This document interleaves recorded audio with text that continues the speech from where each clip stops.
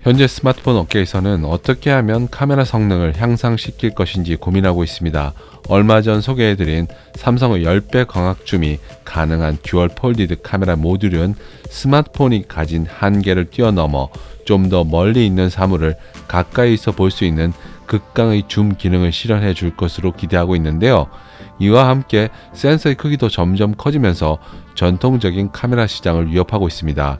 이렇게 멀리 있는 물체를 보다 가까이서 촬영하는 것처럼 선명하게 당겨서 찍을 수 있는 줌 기술은 다양한 스마트폰 제조사에서 경쟁적으로 신기술을 개발 중에 있습니다.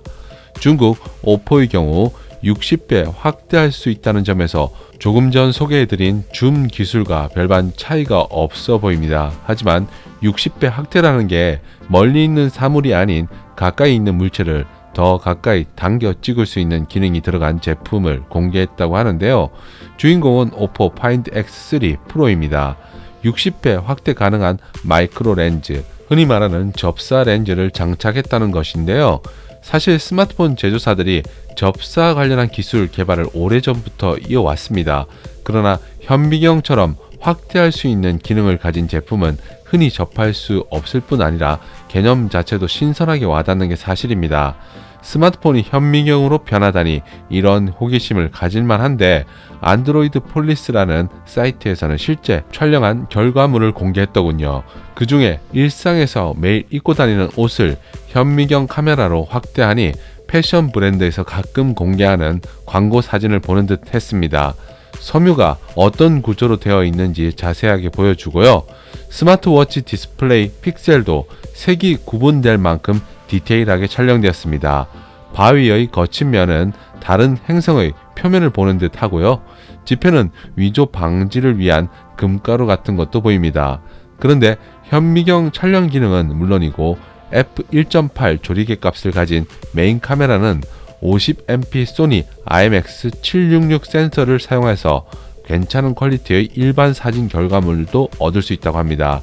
특히 색감은 나름 괜찮다는 생각을 가지기에 충분한데요.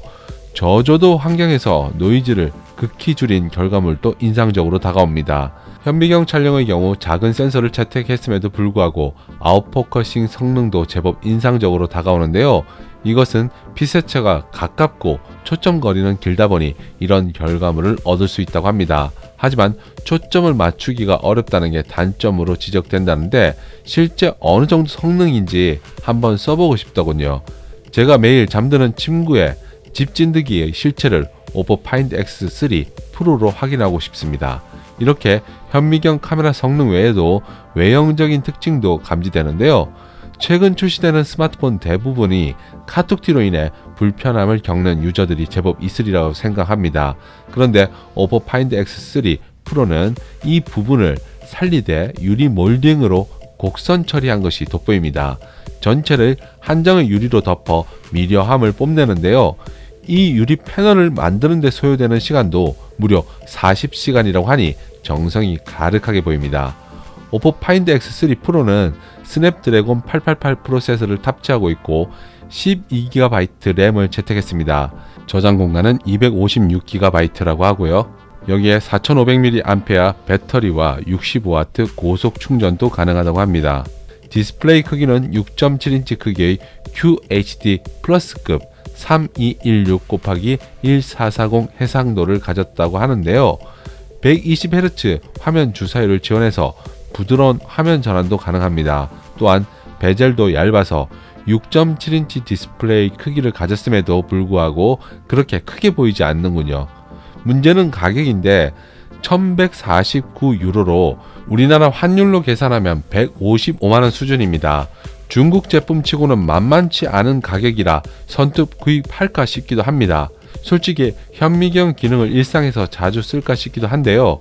특수한 직업군을 가진 분들이라면 써볼만 하겠지만 일반인들에게 접히지도 않은 중국 스마트폰을 155만원에 누가 구입할까 싶습니다.